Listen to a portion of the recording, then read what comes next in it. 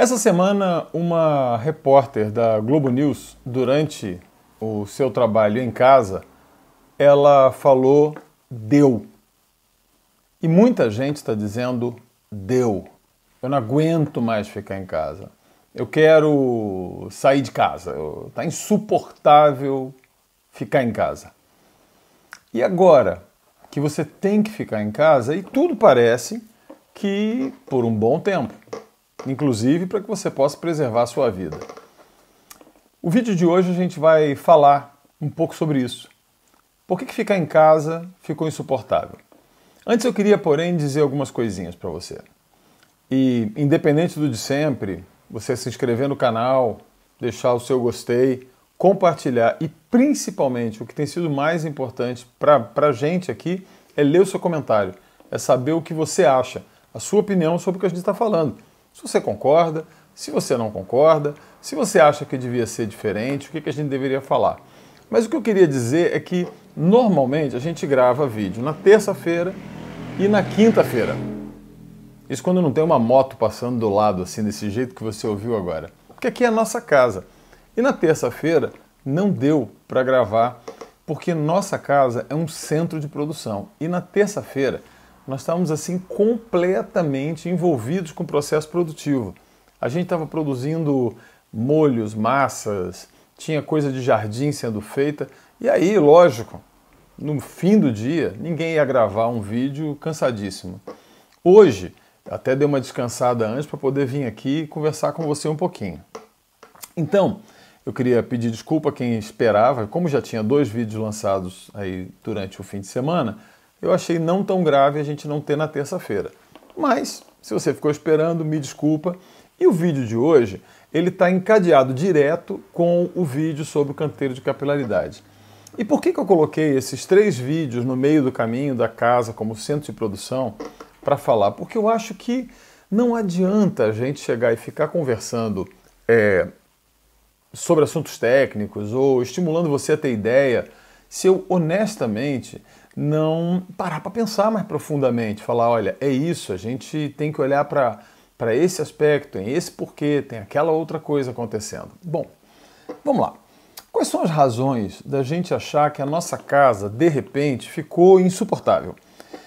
Para entender isso, olha, é necessário a gente voltar no tempo, e voltar no tempo muita coisa, mas voltar no tempo bastante, desde a nossa história evolutiva. Nossa espécie é composta de um grupo de animais, né, do gênero Homo, que habita naturalmente, né, savanas e subbosques. Né? A gente deixou a floresta faz muito tempo. Né? A floresta ela se torna um habitat para a gente também. Mas a evolução da nossa espécie foi essa área de subbosque, de savana, onde a gente fazia 2 práticas. Primeiro, coletava e fazia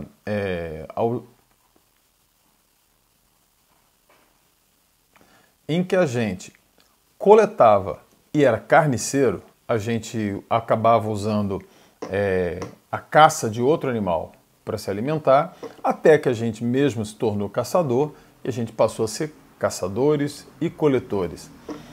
Nesse tempo todo, a maior parte do tempo, a gente habitava o ar livre. Né? Nossa espécie é uma espécie adaptada ao ar livre, onde a gente interage, tem interação social, onde a gente acaba buscando ou, no fim das contas, produzindo o nosso alimento, né? E de noite, a busca de um abrigo. A casa primitiva, né? A caverna, ou o abrigo adaptado, né? Você pode ver isso nos grandes antropóides, vários dos grandes antropóides fazem abrigos adaptados, né? Fazem camas, algumas coberturas, alguma coisa que tem por finalidade proteger a gente da intempérie, criar uma sensação de proteção e onde a gente pode fazer interação social aí mais íntima, aí mais pessoal, aí mais próxima. E isso foi parte da nossa história evolutiva. Dando um salto gigante de 200 mil anos para 10 mil anos atrás, a gente acabou inventando a agricultura. A agricultura ela é uma prática que eu vou concordar com um autor chamado Wes Jackson. No fim do nosso tempo de hoje, eu vou indicar o livro dele, tá? As Virtudes da Ignorância.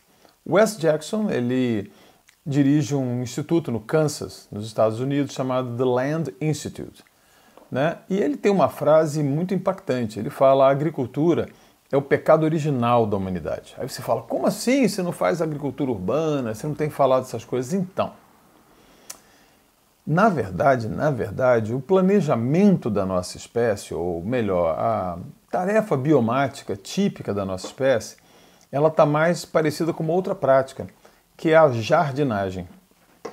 A gente fala agricultura urbana, agricultura de pequenos espaços, muito mais para se tornar palatável, agradável, para ajudar as pessoas a entender. Mas, na verdade, a nossa prática como espécie é muito mais parecida com aquilo que a gente chama de jardinagem. Intervenção baixa, cuidadosa e uma espécie de organização do bioma ao nosso redor. O bioma natural, ele tem um jeitão dele, ele tem a organização natural dele.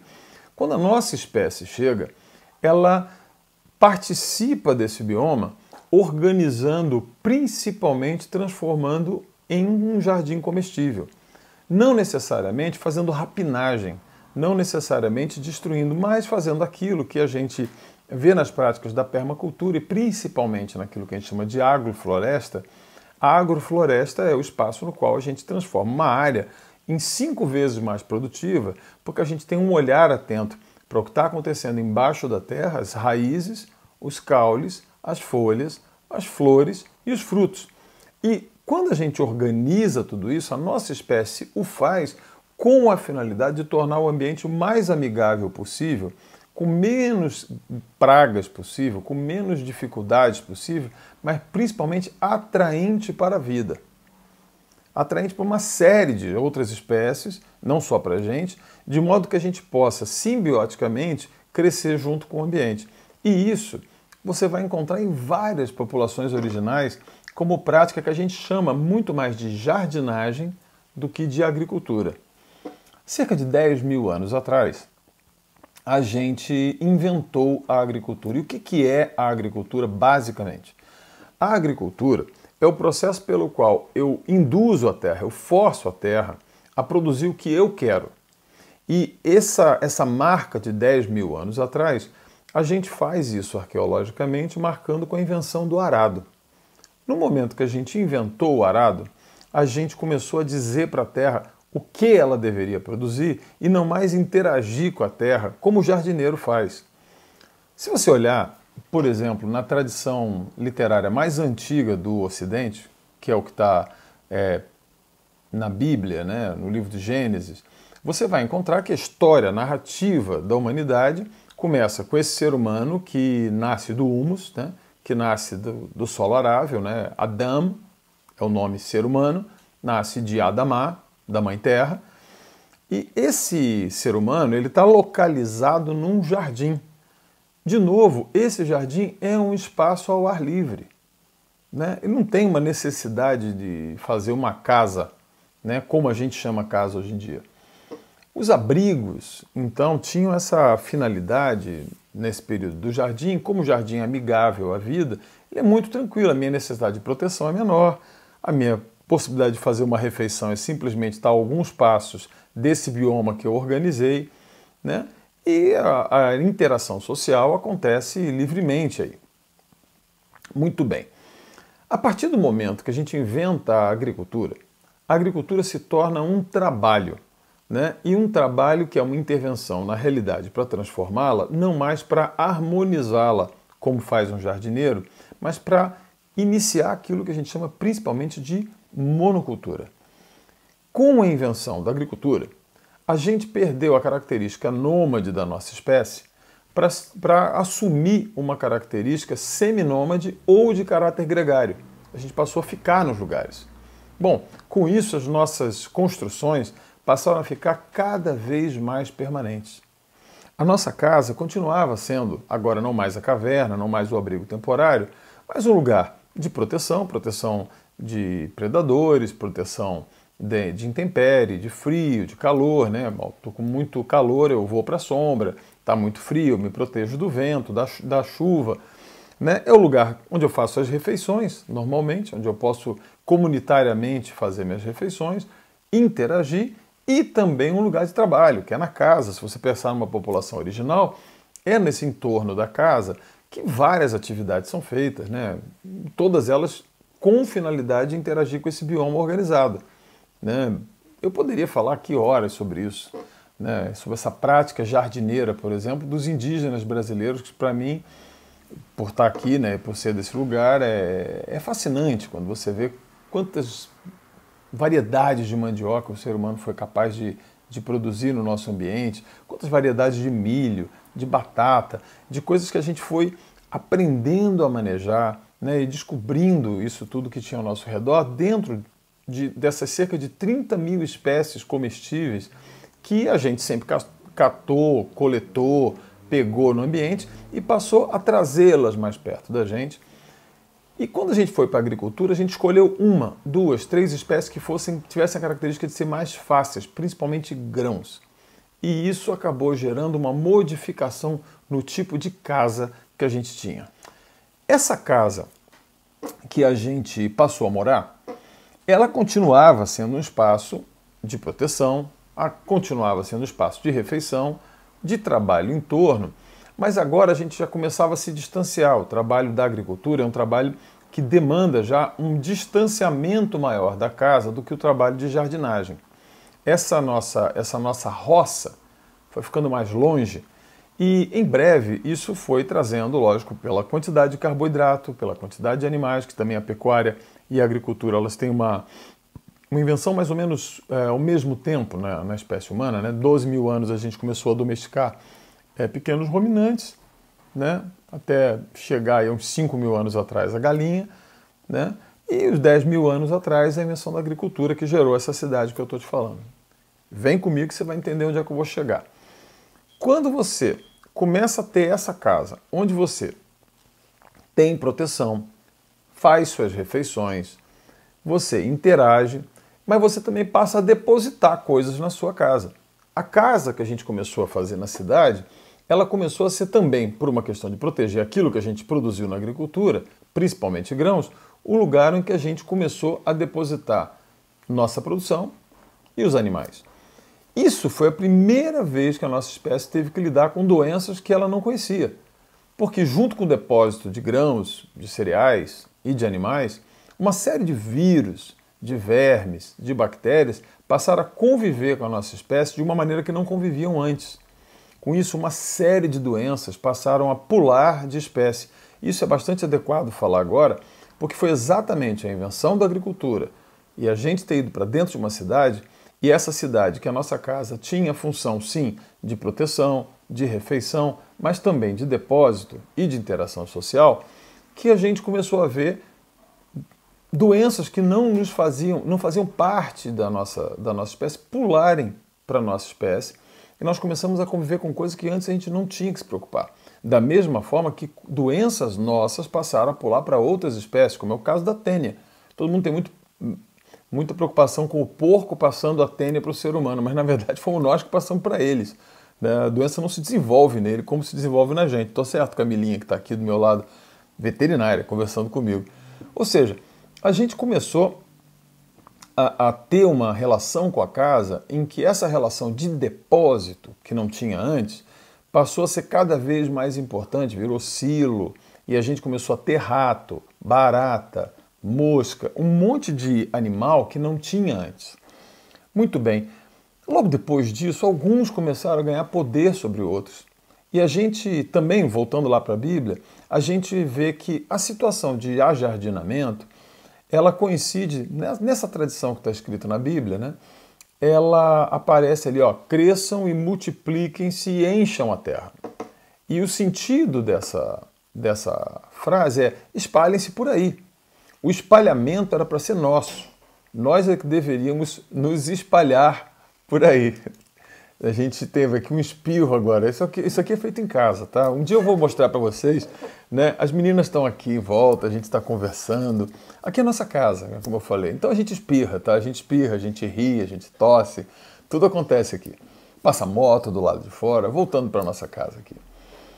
A gente foi chamado como espécie a se espalhar por aí.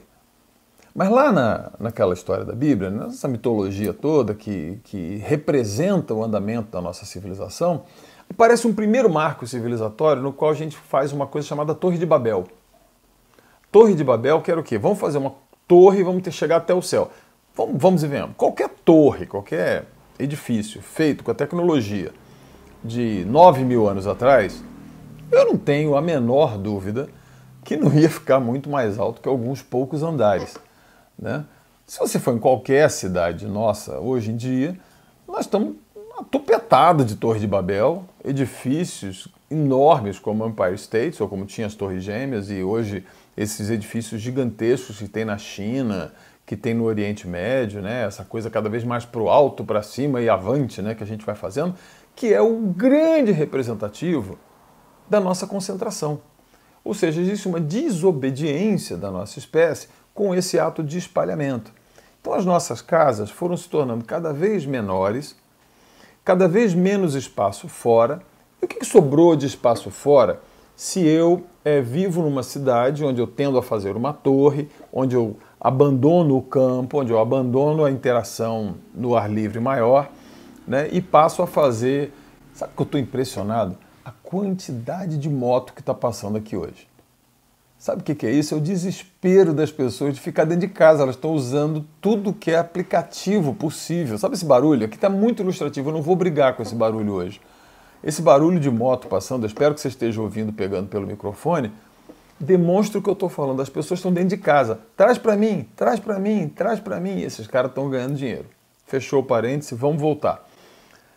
Essa interação que antes acontecia fora de casa, ela se deslocou para duas formas de trabalho que nascem junto com a cidade. A escravidão é a primeira que nasce e dura muito tempo na humanidade, e aqui no nosso país em especial, onde a escravidão durou mais tempo na Idade Moderna do que em qualquer outro país, mas a escravidão é basicamente você forçar outro ser humano a produzir e fazer o seu trabalho, e ele somente ter as condições básicas de sobrevivência sem nenhum tipo de acesso aos benefícios que esse trabalho traz. Depois a gente foi se sofisticando e a gente passou a ter uma relação que não era necessariamente de escravidão, mas era de servidão e depois de salário. Primeiro como diaristas, você encontra isso na literatura antiga, várias pessoas se vendiam temporariamente como escravo do outro em troca de algum tipo de recebimento de salário, né, ou de algum tipo de moeda. Então a gente passou a ser diarista, trabalho semanal, depois trabalho mensalista, até que a gente chegou na situação moderna na qual a gente tem uma coisa chamada emprego, onde você recebe o único e suficiente mediador entre você e as necessidades que você ou tem ou foi convencido que tem, que é o dinheiro. Muito bem. Bom, o trabalho ficou dividido dessa forma em trabalho escravo, que a gente, com a nossa evolução, foi eliminando como aceitável socialmente. Hoje, praticamente, somente os monstros, né, aceitam o trabalho escravo, né? O trabalho assalariado, que pode variar desde condições muito boas, como aquela que você encontra se você for um assalariado alemão, até condições abjetas, né, como aquelas que acontecem em Bangladesh e que estão tentando fazer aqui no Brasil por meio de reforma trabalhista, reforma de previdência, ou seja, com mais ou menos direito, você é um escravo remunerado. Mas aí passou a existir um terceiro trabalho, que é o trabalho de casa. E o trabalho de casa, se você olhar, ele existia tanto para o escravo quanto para o empregado. E esse trabalho de casa, ele consegue ser inferior ao trabalho escravo. Ele é menos valorizado porque ele não traz dinheiro e ele é o que sobra para fazer quando o meu trabalho escravo já foi feito. Ou seja, se você imaginar alguém que é escravo de alguém que vai ter o seu lugar de abrigo, vai ter o seu lugar de de moradia, vai ter o seu lugar de interação com os outros semelhantes a ele, mesmo que seja uma senzala, aquilo vai precisar ser limpo, vai precisar ser arrumado, vai precisar ser desinfetado em determinados momentos, vai ter que tirar excremento, vai fazer o que seja, na pior e mais abjeta condição que seja. Esse trabalho era inferior em relação ao trabalho do escravo na roça, o trabalho do escravo na produção, na pequena indústria, no que fosse. Ou seja, a gente passou a ter 3 divisões de trabalho. Um trabalho assalariado, que é muito bem considerado, um trabalho escravo, que hoje nós não consideramos, mas tem muita gente por aí tentando trazer de volta, e um trabalho em casa, esse trabalho não remunerado, que a gente chama, em inglês, chama de shadow work, né? Aliás, é um outro bom livro para indicar também do Illich, que chama Shadow Work. Esse trabalho nas sombras, ele é o menos valorizado e ele coincide com aquilo que eu faço dentro da minha casa. E quando eu estou dentro da minha casa, estar na minha casa, trabalhar em casa, simbolizou para a gente, a partir de um determinado momento, um trabalho muito inferiorizado. Essa é uma das razões pelas quais se torna insuportável ficar dentro de casa. É muito desagradável ficar dentro de casa se eu, dentro da minha casa, faço um trabalho que eu considero desvalorizado com relação ao trabalho assalariado, com relação até mesmo ao trabalho escravo. Ele é menos dignificante. Bom, aí acontece uma epidemia como a nossa agora, que está acontecendo, e a gente se vê preso dentro de casa. E a gente começa a notar que a casa da cidade é uma casa que não foi feita para se viver nela. Já notou isso? É o que muita gente está sentindo agora. Que ela está presa num lugar que não tem mais a finalidade de proteção, porque a proteção está delegada para alguma coisa que acontece na portaria do prédio, na polícia lá fora. Você não está protegido pela sua casa. Você é protegido. A tua proteção agora está bem longe da sua casa. Aliás, se alguém passa pela barreira da segurança pública, passa pela barreira da portaria do seu prédio, da portaria do seu condomínio e entra no seu prédio, a sua sensação de insegurança é imediata, ou não. Então a casa já não te protege. A casa, na verdade, o fato dela estar ali, alguém ter ultrapassado essas 2 barreiras, você está desprotegido. A casa não é mais o lugar da refeição, porque você come fora de casa.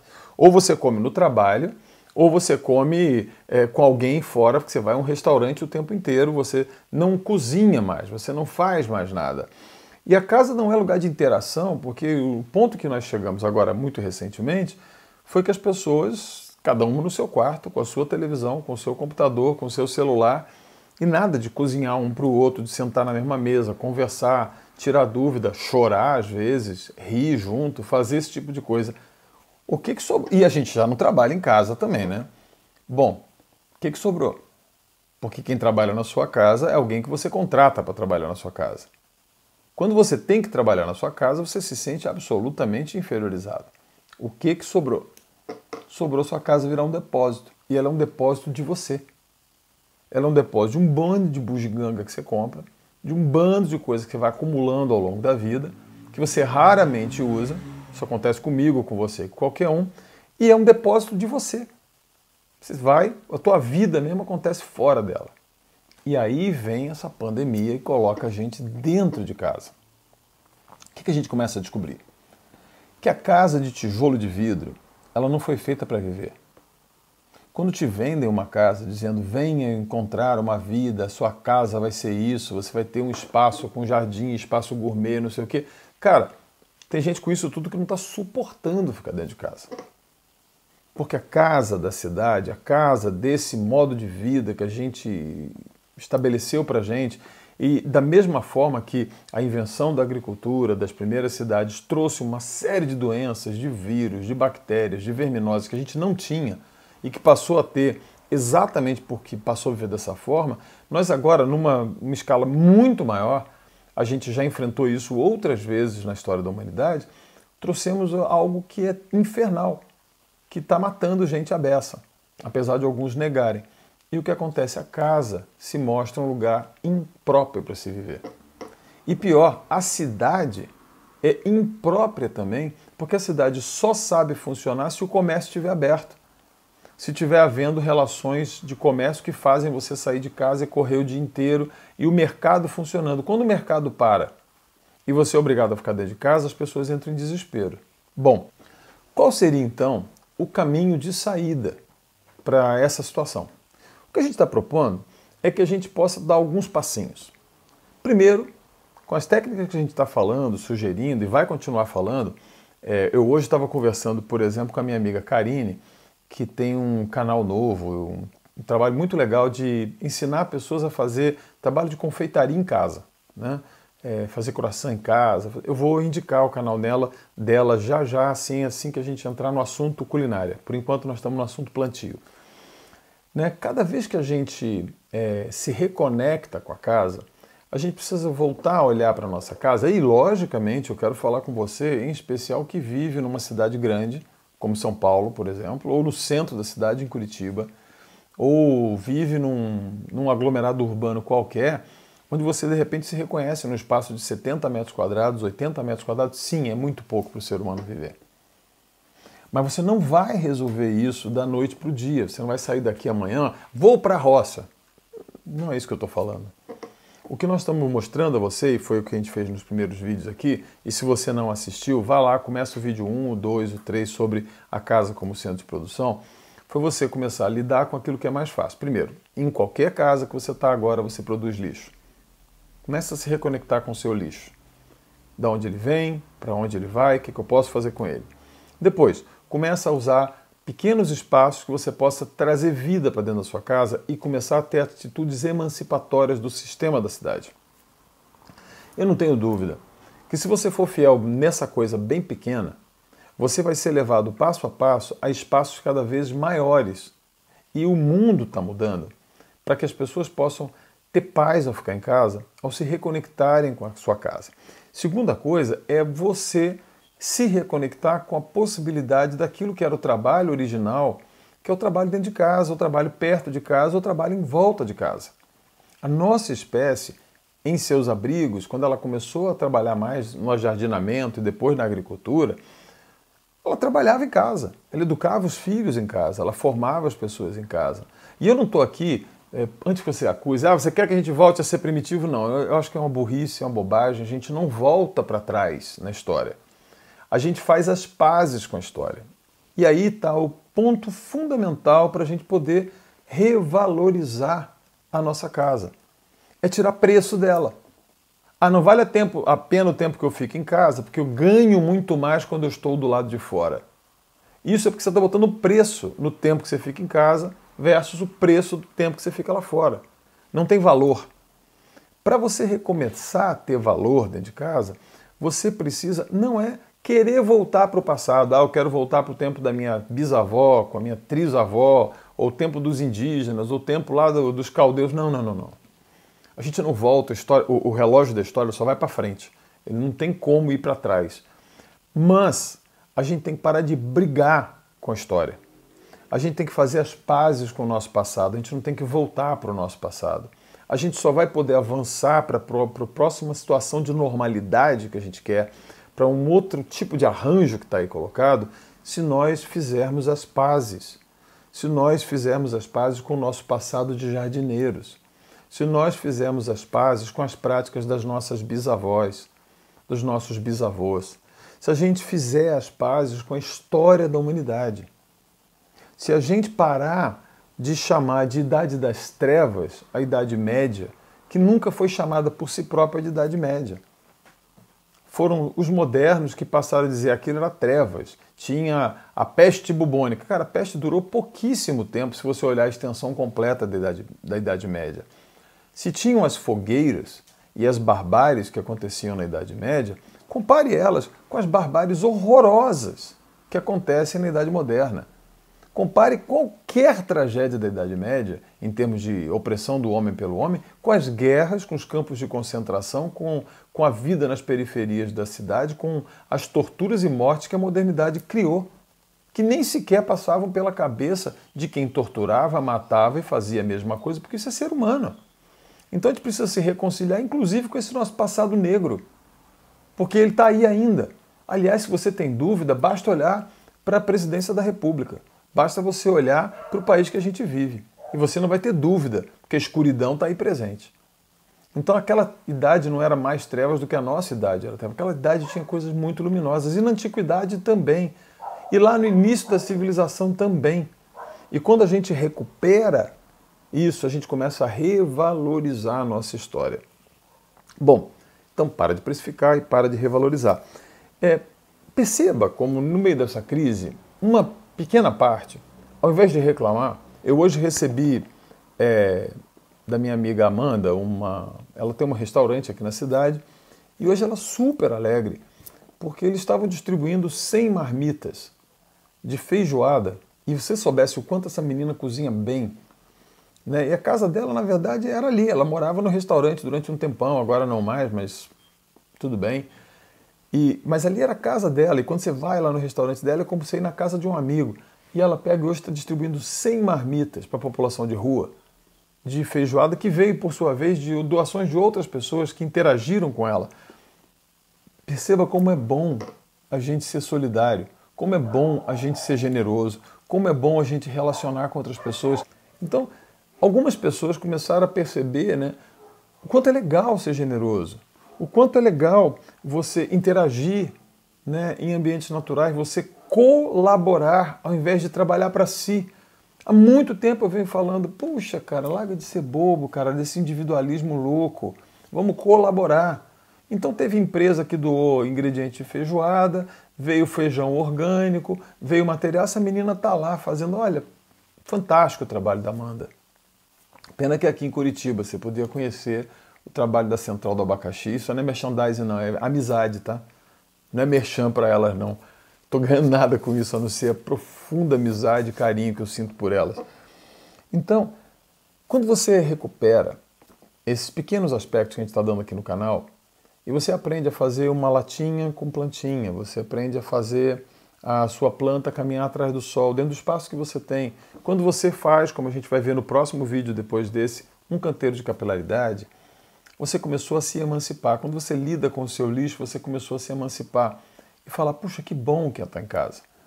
Quando você faz as pazes com a sua mesa, com a capacidade de cozinhar, quando você é levado a voltar a ser um ser humano, você vai descobrir que não é insuportável ficar em casa.